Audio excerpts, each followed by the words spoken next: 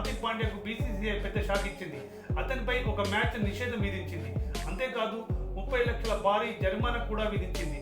ఇందుకు కారణం ఈ సీజన్లో ముంబై జట్టు వరుసగా మూడోసారి స్లో ఓవర్ రేట్ను కొనసాగించడమే. ఐపీఎల్ ప్రవర్తన నియమావళి ప్రకారం ఒక జట్టు 3 సార్లు స్లో ఓవర్ రేట్ను మెయింటైన్ చేస్తే ఆ జట్టు కెప్టెన్పై 30 లక్షల జరిమానాతో ఒక మ్యాచ్ నిషేధం విధిస్తారు. అలాగే జట్టు సభ్యుల ఫీజులోనూ కోత విధిస్తారు. ఈ సీజన్లో ముంబై ఇండియన్స్ ఆ తప్పు చేయడం వల్లే బీసీసీఐ ఈ శిక్ష విధించింది. ఈ సీజన్లో లక్నో సూపర్ జైంట్స్తో జరిగిన మ్యాచ్లో Mumbai Indians slow over rate కొనసాగించింది. ఈ సీజన్లో ముంబై జట్టు ఇలాంటి తప్పు చేయడం ఇది మూడోసారి.